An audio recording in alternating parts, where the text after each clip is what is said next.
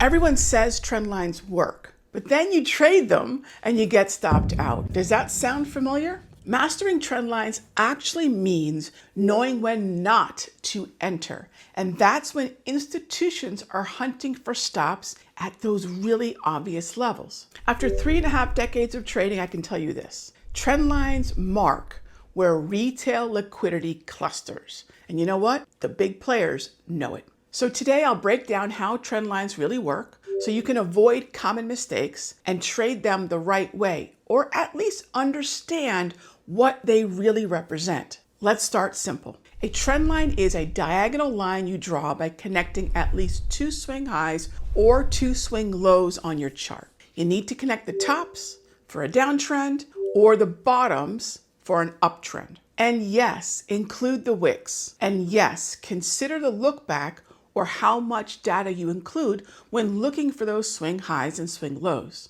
For example, on a daily chart, use 1 year's worth of data. But I want you to think of a trend line as a reference point. It almost works as a warning sign on the highway. It doesn't mean stop or go. It means stay alert. Something might be happening. Most retail traders see price touch a trend line and immediately hit the buy button. And that's backwards. Trend lines in and of themselves are not entry signals. They're more like a war zone where buyers and sellers have battled before. A trend line will help you see the rhythm of the market, but remember this, it doesn't predict the future.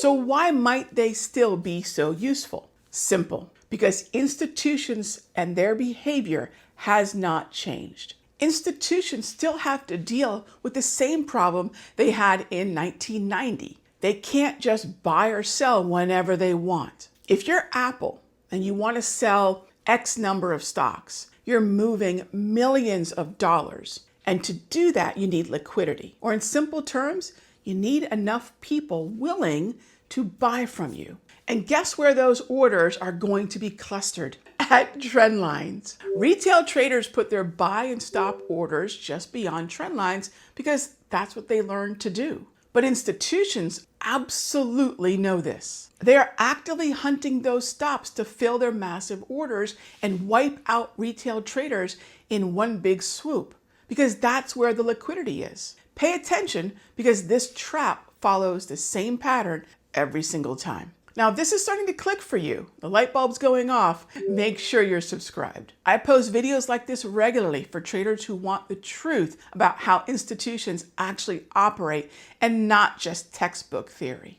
Here's how the trap plays out. Price approaches a trend line, let's say it's an uptrend, and it creeps down through it with a couple of small candles. And now retail traders think, fantastic, I need to buy, I need to get in. And that's exactly what institutions are waiting for. The way to outsmart institutions is to look for these 2 indicators before entering. So take a pen, write these down. Look for weak candles, such as those tiny body and long wicks poking through the trend line. Volume is fading instead of surging. The logic is simple.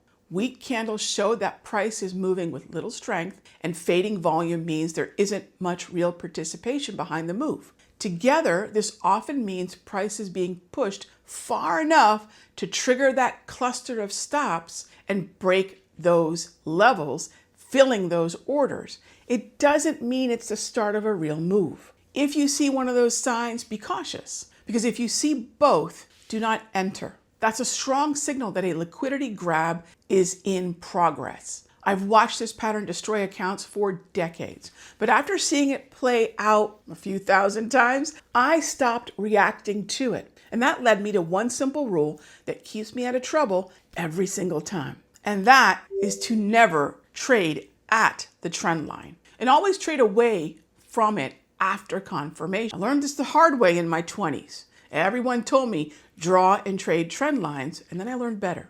I lost $22,000 on a single trade because I entered the moment price touched the trend line without any other confirmation, without looking at the trend and indicators. I thought I was being smart. I thought I was following my process. But what I was actually doing is standing directly in front of an institutional liquidity sweep. They needed my and everyone else's orders to fill their large order. But here's the crazy thing. Once I stopped trading at the trend line, I took a similar setup style and turned it very profitable. And within 6 months, I'd recouped the loss and added another $18,000 to my account. So how did I go about it? 38 years later, here's what I do now. I always wait for price to touch the trend line, and then I sit down and watch for what happens next. It's a heads up, not a setup. Does it react violently with a strong candle that breaks the recent swing high or swing low? Or does volume surge in the direction of the move?